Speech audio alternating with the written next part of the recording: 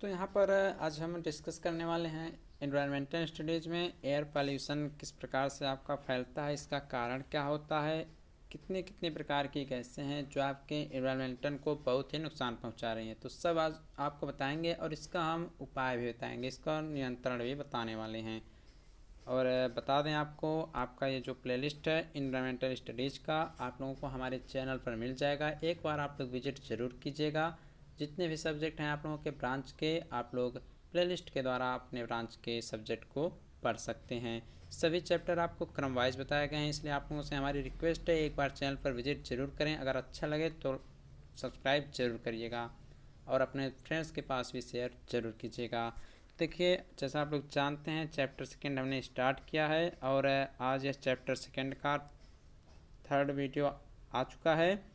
और इसके पहले दो वीडियो भी आई हैं जो कि आपको प्लेलिस्ट में मिल जाएंगी चैप्टर थर्ड का। और ये चैप्टर थर्ड का जो यह वीडियो है यह आपका लास्ट वीडियो है। इसके बाद आपका चैप्टर सेकेंड का यह लास्ट वीडियो है और यह जो है आज आपका समाप्त भी हो जाएगा। तो इसके बाद आपका चैप्टर थर्ड स्टार्ट किया जाएगा। तो आप लोग अपना नोट्स बनाते रहें और उसे अच्छी प्रकार से पढ़ते रहें। ज्यों ही आपका कॉलेज खुलेगा, आपके एग्ज़ाम कब हो जाएंगे कुछ कहा नहीं जा सकता है। हो सकता है 1 महीना 2 महीना जो भी पढ़ाया जाए तुरंत आपका एग्ज़ाम ले लिया जाए। तो आप लोग पहले से सतर्क रहिए। आप लोगों को हम क्रम से पढ़ा रहे हैं, आप लोग अपना तैयारी करते रहिए। तो चलिए वीडियो को करते हैं स्टार्ट। तो देखिए, सबसे पहले आपको काजेज ऑफ एयर पॉल्यूशन यानी एयर पॉल्यूशन के कारण कौन कौन से हैं, एयर पॉल्यूशन हमारा फैलता क्यों है। तो यहाँ पर सबसे पहले आपको एक डायग्राम बनाया हुआ दिख रहा है, तो आप लोग इस डायग्राम को बना लीजिएगा। एग्ज़ाम में अगर आप लोग ऐसा करते हैं तो अच्छा नंबर आपको मिलेगा भी और आपको समझने में भी आसानी होगा। तो देखते हैं। तो आप लोग थोड़ा इसके बारे में कुछ समझ लीजिएगा, उसको हम बता रहे हैं, आप लोग थोड़ा ध्यान से सुनिएगा और उसे लिखने का भी आप लोग प्रयास करिएगा, क्योंकि यहाँ पर हम लिखाने वाले नहीं हैं। ये सब थियोरेटिकल चैप्टर हैं तो आपको पढ़ना ही रहेगा और लिखने का मन करेगा, नोट्स बनाने का मन करेगा। तो आप लोग हमारी बातों को ध्यान से सुनिएगा, इंपॉर्टेंट टॉपिक सुनकर आप लोग लिख लीजिएगा। अब एयर पॉल्यूशन होता क्यों है। एयर पॉल्यूशन का हमने आपको सोर्स भी बता दिया था, इसके टाइप्स भी बता दिया था, एयर पॉल्यूशन होता क्या उसको भी बताया है। तो अगर आपने वो सब पढ़ा है तो आपको कारण ऑटोमेटिक पता चल जाएगा कि ये जो एयर पॉल्यूशन है फैलता क्यों, ऐसा होता क्यों है। आप लोग गाड़ी चलाते हैं, प्लास्टिक जलाते हैं, तो इससे क्या होगा, आपकी जो एयर है वो शुद्ध रहेगी नहीं रहेगी, वह प्रदूषित हो जाएगी। जब प्रदूषित होगी आपके शरीर पर हानि पहुंचेगा। तो यही सब है। जैसा कि आप लोग ये भी जानते हैं कि जो आपकी ड्राई एयर होती है, जो आपकी ड्राई एयर यानी जो शुष्क वायु होती है, उसके अगर वॉल्यूम की बात करें, अगर वॉल्यूम को हम लेकर चलें ड्राई एयर के, तो उसमें आपका लगभग 78% क्या होता है, 78% नाइट्रोजन होता है। आप लोग सभी लोग जानते हैं 78.084%, सॉरी 78.084% आपका नाइट्रोजन होता है किसमें, ड्राई एयर में। और क्या होता है 20.9476% क्या होता है आपका उसमें, ऑक्सीजन होता है किसमें, ड्राई एयर में। एंड 0.0314% आपके क्या होते हैं इसमें, कार्बन डाइऑक्साइड होता है। और आपके अगर और बात करें तो इसमें 0.934% आपका आर्गन होता है। ये जो होता है ड्राई एयर का है। तो इन सब पे अगर इनकी मात्रा में थोड़ा सा भी अगर कमी हुआ और अधिकता हुआ तो क्या होगा, आपका एयर क्या होगा, वह समझ लीजिए एक प्रकार से प्रदूषित मानी जाती है। आप लोग ये भी जानते हैं।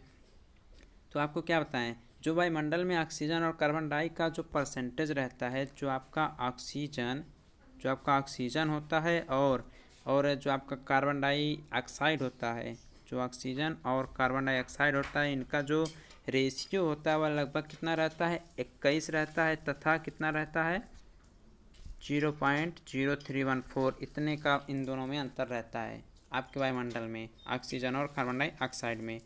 तो इसी प्रकार से क्या होता है, इन दोनों का आपस में संतुलन जो है बना रहता है। यही जो है रियल आपका परसेंटेज है, इनका रेशियो है।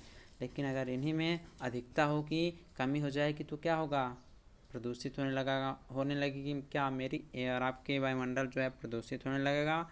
जो आपके वायु है वह प्रदूषित हो जाएगी। लेकिन क्या है, कि जिस प्रकार से आप लोग ये भी समझते हैं कि जो पेड़ पौधे होते हैं वह कार्बन डाइऑक्साइड को प्रकाश संश्लेषण के लिए लेते हैं आप लोग जानते हैं, उनसे वो अपना भोजन बनाते हैं। लेकिन जब वायुमंडल में पूरा प्रदूषण फैला रहेगा तो वह अपना प्रकाश संश्लेषण की क्रिया कर कैसे पाएंगे? सूर्य की रोशनी आएगी लेकिन वह प्रदूषित रहेगी, क्योंकि उस रोशनी तो आएगी लेकिन आपके वायुमंडल में क्या है, पूरा प्रदूषण फैला हुआ है। तो वह उस प्रदूषण का जो है रोशनी पर भी कुछ प्रभाव पड़ेगा और वह रोशनी आपके पेड़ पौधों पर पड़ेगा तो वह उस फसल को भी क्या कर देगा, नष्ट कर देगा। लेकिन क्या है, मनुष्य जो है वह अपने निस्वार्थ के लिए ये सब कर रहा है, लेकिन इसके लिए सरकार जो है वो भी कुछ न कुछ प्रयत्न जरूर कर रही है कि इसको कम किया जाए, लेकिन कुछ भी योजना काम नहीं आ रही हैं। और ये जो मनुष्य है यही इसको बढ़ावा भी दे रहे हैं, हम ही आप लोग इसको एयर पॉल्यूशन को बढ़ावा दे रहे हैं। अनेक प्रकार की गैस से हैं, घरेलू वाहने जो चलते हैं, आपके मोटरसाइकिल हो गए, अनेक जो चार पहिया वाहने हैं उनसे भी आपके अनेक प्रकार की गैसें निकलती हैं। तो वो सब भी हमारे वायुमंडल को क्या कर रहे हैं, प्रदूषित कर रहे हैं। तो आपका एक डायग्राम यहाँ पर बना हुआ दिख रहा है, इसी डायग्राम के माध्यम से आपको समझा देते हैं हर एक बात। देखिए एयर पॉल्यूशन है, एयर पॉल्यूशन आपको गोले में दिख रहा है, ठीक, एयर पॉल्यूशन गोले में दिख रहा है। तो इसके बाहर जितने भी कारण लिखे गए हैं वो सब हैं एयर पॉल्यूशन के कारण। सबसे पहला अगर बात करें एग्जॉस्ट गैसें, कौन सी गैसें, एग्जॉस्ट गैसें। तो ये सब क्या हैं, ये सब खराब गैसें होती हैं जो आपके मोटरसाइकिल से निकलती हैं, आपके जो बड़े बड़ी चिमनियाँ बनी हुई हैं, बड़ी बड़ी फैक्ट्रीज हैं, वहाँ से जो खराब गैसें धुआं जो भी निकलता है, बड़े बड़े वाहन हैं, तो ये सब क्या है, एग्जॉस्ट गैसें जो होती हैं वो भी आपके एयर पॉल्यूशन का एक कारण है। सेकंड है आयनाइजिंग रेडिएशन। आयनाइजिंग रेडिएशन यानी क्या होता है, यह होता है आपका आयनीकरण विकिरण। ये क्या होता है इसको भी समझते हैं। एग्जॉस्ट समझ में आया, आयनाइजिंग रेडिएशन समझाते हैं।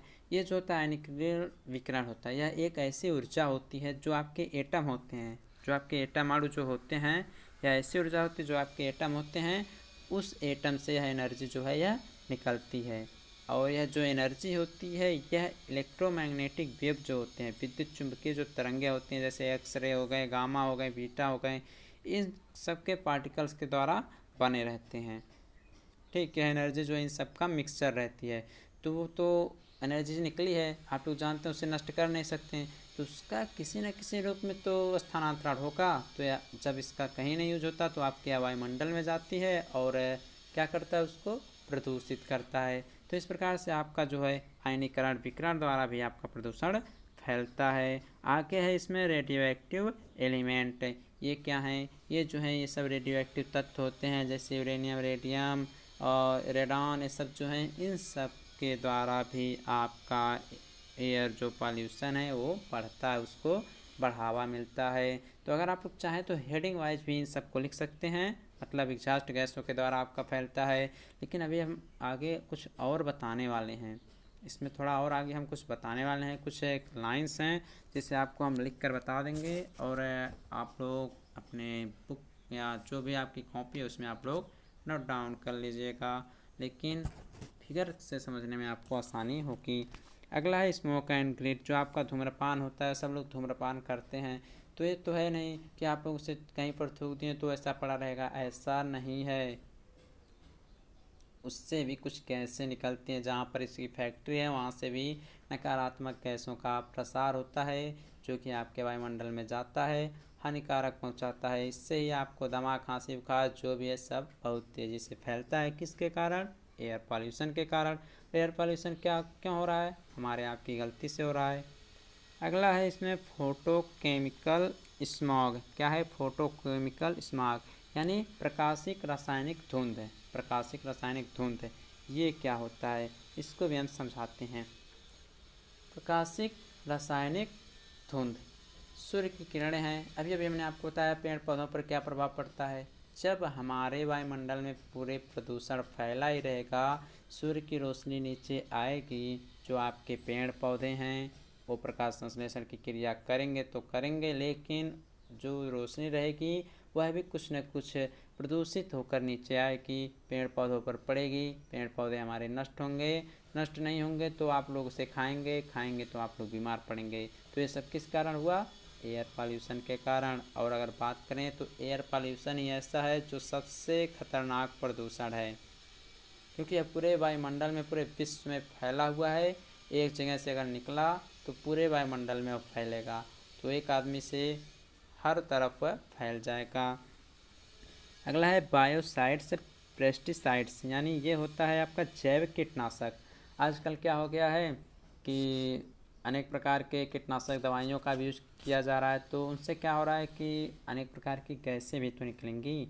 तो गैसें क्या है, हमारे वायुमंडल में ही तो हैं, फैल रही हैं, नुकसान कर रही हैं। आप लोग कहीं जाते हैं, कहीं कोई दवा अगर गंध मारती है तो आप लोग अपने नाक को बंद करने लेते हैं, तो ऐसा क्यों है? वह जो है अगर आपको नुकसान पहुंचा रही है तो पूरे वायुमंडल के लिए भी खतरा बन सकती है। तो ऐसे अनेक प्रकार की गैसें हैं जो वायुमंडल में इस प्रकार से छूटी हुई हैं और वो सब प्रदूषण का कारण बन रही हैं। हैवी मेटल्स, कुछ हैवी मेटल्स भी हैं जिनका सड़ने गलने से भी प्रदूषण की को बढ़ावा मिल रहा है, एयर पॉल्यूशन को बढ़ावा मिल रहा है। कुछ हैं कार्सिनोजेनिक हाइड्रोकार्बन्स, ये जो हैं ये क्या होते हैं, जैसे कैडमियम, निकिल, आर्सेनिक, छोटे छोटे इनके पार्टिकल्स जो हैं वायुमंडल में हमेशा उड़ते रहते हैं इन सब के। तो उन सब से भी जब हमारी धूल या बहुत तेज़ से आंधी हवा चलती है तो सब पार्टिकल क्या होते हैं, आपके फल फूल सब्जियों या आपके चेहरे या आपके शरीर पर क्या जाके चिपक जाते हैं। तो क्या होता है, इससे भी आपका प्रदूषण जो है बहुत तेज़ी से फैलता है। तो अगर आपने इन सभी 8 टॉपिक को ध्यान से सुना होगा तो आप लोग इतना ही अगर करते हैं तो भी आपको बहुत अच्छा रिस्पांस मिलेगा। लेकिन कुछ पॉइंट्स हैं जिसे आप लोगों को समझना बहुत ज़रूरी है कि कॉजेज क्या है, इसके कारण क्या है, तो उसको भी आप लोग नोट डाउन करिए, हम आगे बताते हैं। जैसे कि एयर पॉल्यूशन है, मान लीजिए एयर पॉल्यूशन है, अगर वह कुल प्रदूषण, जितना भी प्रदूषण आपका एयर पॉल्यूशन है उसका 60 से जो 80% है, अगर 100% एयर पॉल्यूशन की बात करें तो उसमें से 60 से लेकर 80% जो प्रदूषण होता है वह कहाँ से होता है, वाहनों में ईंधन के जलने के कारण होता है। जो आपके वाहन है उसमें जो ईंधन आपका फ्यूल डीजल पेट्रोल जो भी पड़ा हुआ है उसके जलने के कारण होता है, 60 से 80% सोच लीजिए। और बड़े बड़े शहरों में ऐसा होता है कि जैसे वायुमंडल में नाइट्रोजन तथा सल्फर के ऑक्साइड मिले हुए हैं, आप लोग जानते ही हैं, ये सब हमने आपको बताया है। तो ये सब क्या है, ये सब भी जो हैं इन्हीं कैटेगरी में आ जाते हैं, यानी 60 से 80% आपके जो प्रदूषण होते हैं वह वाहनों में फ्यूल्स के दहन होने से, जलने से फैलता है। ये सब आपको ध्यान देने वाली बात है, आप लोग ध्यान से सुनिएगा। और जो आपके उद्योग हैं, बड़े बड़े उद्योग हैं, धंधे हैं, कारखाने, कल कारखाने जो भी हैं, वहाँ से आपके क्या हैं, वहाँ से आपके क्या हैं 20 से 30% जो है वायु प्रदूषण वहाँ से मिल जाता है, जो आपके बड़े बड़े कारखाने हैं। और जो आपके ईंधन है, घरेलू उपयोग में जो आपके ईंधन यूज हो रहे हैं वहाँ से आपका नियर अबाउट 10% प्रदूषण आपका घरों से मिलता है यहाँ, क्योंकि इसमें कार्बन, नाइट्रोजन, सल्फर के ऑक्साइड जो होते हैं वो सब मिले होते हैं। तो सोच लीजिए प्रदूषण के फैलाने के जो कारण है वो हम ही लोग हैं, आप ही लोग हैं। और ये तो कहीं से प्राकृतिक तो हो नहीं रहा है, प्राकृतिक भी कारण हैं जो कि हमने आपको बताया था कि ज्वालामुखी उद्गार होता है, पहाड़ें ढह जाती हैं, आंधी तूफान, ये सब हमने आपको पढ़ाया है जब हमने टाइप्स ऑफ पॉल्यूशंस पढ़ाया था। तो उसकी भी वीडियो प्लेलिस्ट में मिलेगी, आप लोग चेक कर लीजिएगा। एनवायरमेंटल स्टडीज नाम से प्लेलिस्ट बनी हुई है। तो आपको हमने कुछ कारण बता दिया, आप लोग चाहें तो हमारी बातों को सुनकर ही अपना नोट्स बना सकते हैं। आप लोग चाहें तो हमारी बातों को सुनकर नोट्स बना सकते हैं, कोई भी प्रॉब्लम नहीं होगी। तो कुछ और देखते हैं। फर्स्ट में आप लोग लिख सकते हैं कि कार्बन मोनोऑक्साइड जो होता है और कार्बन डाइऑक्साइड जो होता है वो कैसे फैलता है। तो जो आपके फ्यूल जलते हैं, ईंधनों के जो फ्यूल होते हैं, ईंधनों के जो फ्यूल जलते हैं, ईंधनों के डीजल पेट्रोल, इन सब के कारण आपके कार्बन मोनोऑक्साइड, कार्बन डाइऑक्साइड, इन सब की मात्रा को बढ़ावा मिलता है जो कि हमारे वायुमंडल के लिए बहुत ही खतरनाक हैं। और जैसे सीसा जो है, सीसा लेड जो है, पीवी जो आप लोग सुने होंगे, सीसा, यह पेट्रोलियम के जलने के दौरान निकलता है। अब आप लोग कहेंगे पेट्रोलियम, देखिए बहुत छोटे छोटे पार्टिकल होते हैं, बहुत छोटे, आपको ऐसे नहीं दिखेंगे लेकिन बहुत छोटे छोटे पार्टिकल होते हैं। आपके जो पेट्रोलियम होते हैं उसमें शीशे के कण को मिलाया जाता है। और अनेक प्रकार के हैं, जैसे नाइट्रोजन के जो ऑक्साइड मिलते हैं, नाइट्रोजन के जो भी N2 हैं, इसके ऑक्साइड जो मिलते हैं वह मुख्यतः किससे मिलते हैं? वाहनों के चलने से, उसके ईंधन के जो धुआं निकलता है उससे मिलते हैं, उसके ईंधन के दहन होने से मिलता है, और उसी से हमें कार्बन मोनोऑक्साइड भी मिलता है, कार्बन डाइऑक्साइड भी मिलता है। तो ये सब क्या है? ये सब हमारे वायुमंडल के लिए बहुत ही खतरनाक हैं। तो आप लोगों को क्या करना चाहिए? इन सब से बचना चाहिए। तो इसके उपाय क्या हैं, इसको हम आइए आके देखते हैं। आप लोगों को समझ में आया होगा तो आप लोग एक बार लाइक ज़रूर करिएगा और अपने फ्रेंड्स के पास, केवल एक एक ही फ्रेंड्स के पास शेयर कीजिएगा, तब भी आप लोग बहुत कर लेंगे। चलिए देखते हैं हम आके remedial control of air pollution, यानी वायु प्रदूषण को नियंत्रित करने के उपाय ये क्या हैं, इसको देखते हैं। देखिए, आप लोग 10 पेड़ लगा रहे हैं, 20 पेड़ काट रहे हैं, तो क्या उससे पॉल्यूशन रुकेगा? नहीं रुकेगा। तो सरकार भी कुछ बड़े बड़े कदम उठा रही है, लेकिन कुछ सफल नहीं हो पा रहा है। तो जब मनुष्य समझ नहीं रहा, हम लोग आप लोग समझ नहीं रहे, तो पॉल्यूशन रुकेगा कहाँ से? तो देखिए, इसमें कुछ कारण है इसके। तो इसमें आप लोग फर्स्ट नंबर नोट डाउन करिएगा, हम तो लिखेंगे नहीं, बोल दे रहे हैं, आप लोग नोट डाउन करिएगा, या तो चलिए लिख दे रहे हैं, कोई बात नहीं। फर्स्ट देखिए क्या लिख रहा है, ये रहा है कि कल कारखानों की चिमनियों की ऊंचाई जो है वह बहुत ही अधिक होनी चाहिए। अब ये इसका मतलब क्या हो गया? अधिक होगा तो क्या वह धुआं नहीं फेंकेगा? तो क्या उससे प्रदूषण नहीं होगा? होगा, तब भी प्रदूषण होगा, लेकिन उसमें अनेक प्रकार के छन्नक लगे रहेंगे। जितना ही वह आपका ऊंचा बनेगा, जितना ही ऊंचाई पर वह बनेगा, उसमें अनेक प्रकार के बीच बीच में छन्नक लगे रहेंगे, ताकि जो वो क्या बोलते हैं, खराब एयर रहे, खराब धुआं रहे, वह अंदर ही अंदर वह छनता जाए और ऊपर केवल फ्रेश धुआं ही जाए। तो फर्स्ट आप लोग ये समझ लीजिएगा कि इनकी जो चिमनियों की ऊंचाई रहनी चाहिए वह क्या होनी चाहिए? बहुत ही ऊंची रहनी चाहिए। सेकेंड ये कह रहा है कि रेल यातायात में कोयले एवं डीजल के इंजनों के स्थान पर बिजली के इंजनों का प्रयोग करना चाहिए। ये बात तो सही ही है कि जहाँ पर कोयला था, ईंधन था, आप लोग जानते ही हैं, जब आपकी एक छोटी सी मोटरसाइकिल इतना ज़्यादा प्रदूषण कर सकती है तो वह तो रेल है, वह तो खींचेगा रेल। इतना लंबा भारी भरकम इंजन होता है, आप लोग जानते ही हैं। तो बताइए उससे प्रदूषण ज़्यादा होगा कि नहीं होगा? और यहाँ तक कि इतना विकास हो चुका है कि आपकी जो ट्रेन है वह आपकी इलेक्ट्रिक सिस्टम के द्वारा चल रही हैं। तो क्या न ऐसा किया जाए कि कोयले और डीजल से जो इंजन चल रहे हैं उनको हटा कर वहाँ उनके स्थान पर क्या कर दिया जाए? बिजली के इंजन का प्रयोग करने लगें। तो इससे भी आपके क्या होंगे? एयर पॉल्यूशन कम होंगे। अगला अगला इसमें आप लोग ये कह सकते हैं कि घरों में जो सौर ऊर्जा चालक कुकरों का प्रयोग किया जाए। घरों में जो सौर ऊर्जा यानी सूर्य की ऊर्जा द्वारा जो कुकर हैं उनका प्रयोग किया जाए चूल्हों पर उनका, क्योंकि उससे भी आपका प्रदूषण होता है। आप लोग चावल दाल जो भी खाते हैं कुकर का, उससे भी आपका प्रदूषण होता है, वो आप लोग समझते नहीं हैं। अगला अगला यहाँ पर इसमें यह लिखा जा रहा है कि पुराने वाहनों के संचालन पर प्रतिबंध लगाना चाहिए, क्योंकि उनसे वायु प्रदूषण ज़्यादा होता है। अब बताइए, जो पुराने वाहन हैं, आज के 30 साल 40 साल 50 साल पहले के जो वाहन हैं, अगर वो आपकी इस रोड पर चलेंगे तो क्या करेंगे? जो आपके मच्छर हैं उनको भगाने का काम करेंगे, यानी इतना धुआं निकलेगा, अगर आप उसके पीछे जाएंगे तो आपका सांस लेना मुश्किल हो जाएगा। और आजकल आप लोग जानते हैं BS6 स्टैंडर्ड गाड़ियाँ सब आ रही हैं, बहुत एकदम निम्न लेवल के प्रदूषण ये सब गाड़ियों के द्वारा हो रहा है। लेकिन प्रदूषण तो हो रहा है, लेकिन बहुत एकदम निम्न लेवल, एकदम ना के बराबर। ठीक। और वो क्या करेंगे? 20 साल पहले 30 साल पहले ज़माने की गाड़ी लेकर चलेंगे तो क्या करेंगे? प्रदूषण तो फैलाएंगे ही फैलाएंगे। ठीक।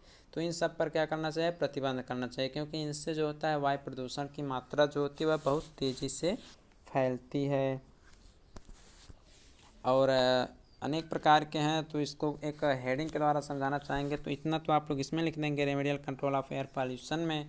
तो इसमें कुछ कारण है, जैसे कंट्रोल ऑफ गैसेस पॉल्यूट्स, क्योंकि गैसों के द्वारा भी तो आपका प्रदूषण फैल रहा है, तो उसको हम कैसे कंट्रोल करेंगे? तो उसको आइए कंट्रोल करने के लिए आपको हम यहाँ पर बताते हैं।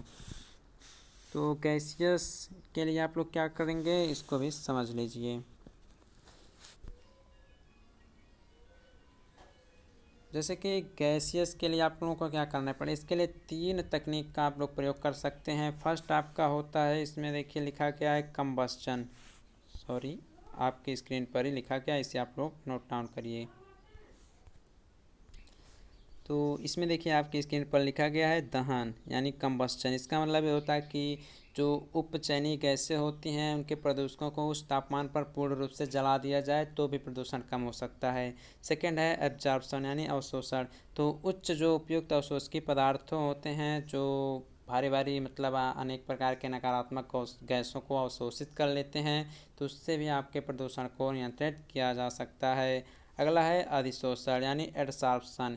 ये क्या होता है? ये भी आपका एक प्रदूषण कम करने का एक प्रकार का समझ लीजिए तकनीक होता है। इसमें क्या होता है, जो प्रदूषक रहते हैं उनके बड़ी बड़ी ठोस जो सतहें रहते हैं उनको अवशोषित कर लेते हैं, तो आपका क्या होता है, छन्नक के द्वारा शुद्ध हो जाता है। ठीक, तो इसको नोट डाउन आप लोग कर लीजिएगा। ओके, अगला इसमें control of automobile exhaust. Control of automobile exhaust यानी वाहनों के धुएं पर नियंत्रण जो होता है, अगर हम उसको रोक दें तब भी तो प्रदूषण कम हो जाएगा।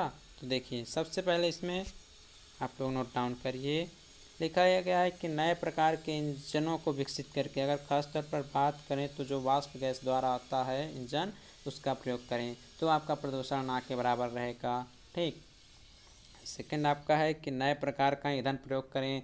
डीजल पेट्रोल के अलावा आप लोग प्रोपेन एल्कोहल इस सब का इस्तेमाल से जो नया फ्यूल बनाया जाए उसका इस्तेमाल करें।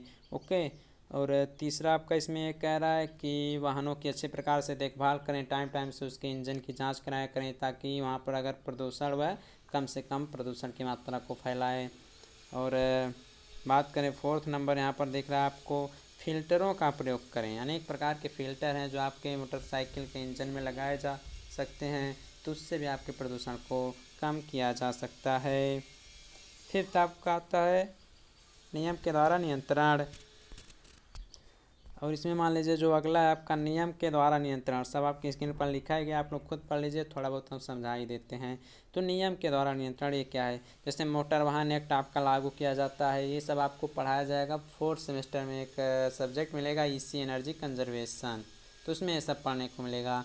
तो इसमें क्या है कि मोटर वाहन जो एक्ट होता है या जो अन्य एक्ट हैं उन सब के माध्यम का पालन करना चाहिए, उस रूल को फॉलो करना चाहिए कि गाड़ी कितनी स्पीड में चलाना चाहिए, गाड़ी का हर समय हर महीने क्या करना चाहिए क्या नहीं करना चाहिए, उस रूल के अनुसार ही आपको चलना चाहिए। ठीक है, अगला लास्ट है यही कंट्रोल ऑफ पार्टिकुलेट मैटर, मतलब ये कि जो कणमय तत्व होते हैं उनका नियंत्रण कैसे करें। जैसे कि अभी अगर इसको भी हम कम कर देते हैं तो भी आपका प्रदूषण क्या होगा, कम हो जाएगा। जैसा कि हमने आपको बताया था कि एयर में अनेक प्रकार के शीशे के कण जो हैं इकट्ठे रहते हैं, वो धूल हवा चलती है तो आपके शरीर पर फल फूल सब्जियों पर क्या हो जाते हैं, इकट्ठे हो जाते हैं। तो यही है कि जो कणमय पदार्थ होते हैं उनके नियंत्रण कैसे कर सकते हैं। इसमें फर्स्ट आता है स्क्रबर्स यानी मार्जक। तो मार्जक क्या होता है, तो मार्जक एक ऐसा पदार्थ होता है कि मार्जक एक ऐसी तकनीक है या जो भी कुछ आप लोग बोल लें कि यह क्या होता है कि वायु की धूल तथा गैस दोनों को साफ करने के लिए उपयोग करते हैं। इसका प्रयोग, मार्जक का प्रयोग हम क्या करते हैं, वायु तथा धूल या जो अन्य प्रकार की गैसें हैं उनको हम साफ करने के लिए इसका प्रयोग करते हैं। अगला है फिल्टर्स। फिल्टर्स क्या होता है, आप लोग फिल्टर करते हैं, जल फिल्टर करते हैं, उसी प्रकार आपका एयर फिल्टर भी एक होता है। तो इसके द्वारा क्या होता है कि अगर एयर में बहुत छोटे छोटे अगर कण भी रहेंगे तो इसको भी यह फिल्टर करके क्या कर देगा, अलग कर देगा। तो इससे भी आपके वायु प्रदूषण की मात्रा कम होगी। अगला है इलेक्ट्रोस्टैटिक प्रेसिपिटेटर यानी स्थिर वैद्युत अवक्षेपित्र। स्थिर वैद्युत अवक्षेपित्र ये क्या होता है, ये जो होता है धूल के कणों को आवेशित होने तथा उन्हें भिन्न रूप से क्या करता है, ये जो होता है धूल के छोटे छोटे कणों को अपनी तरफ खींच लेता है, आवेशित कर लेता है और आपके एयर को क्या करता है, स्वच्छ कर देता है। अगला है साइक्लोन सेपरेटेटर्स। ये क्या है, साइक्लोन सेपरेट यानी ये चक्रवात पृथक्कारित्र, बड़े बड़े तूफान आते हैं, चक्रवात आते हैं तो उनको अलग कर देता है, तो अलग अलग उनका क्या कर लेता है, छन्नक के द्वारा छान लेता है एयर को और आपकी एयर प्योर हो जाती है। अगला है फैब्रिक फिल्टर्स। फैब्रिक जो होता है छोटे छोटे कणों को आपको हटाता है और उससे आपका क्या होता है, एयर प्योर हो जाती है। तो गाइस आज के लिए इतना ही था, हमने जो भी बताया आप लोग ध्यान से पढ़िएगा, कहीं पर कोई भी डाउट होगा तो हमसे कमेंट करके पूछेगा, आप लोगों को बताने का प्रयास हम जरूर करेंगे। और चैप्टर सेकेंड आपका एंड हो जाता है। हमने आपको बताया था आगे के चैप्टर बहुत छोटे छोटे हैं, केवल फर्स्ट चैप्टर आपका लॉन्ग था। तो फ्रेंड्स, आपसे हमारी वही रिक्वेस्ट होगी, अपने सभी फ्रेंड्स को बता दें और अधिक से अधिक वीडियो को शेयर करें, ताकि हमारा मनोबल बढ़े और हम आपका अधिक से अधिक आप लोगों को वीडियो प्रोवाइड कराने का प्रयास करें। धन्यवाद।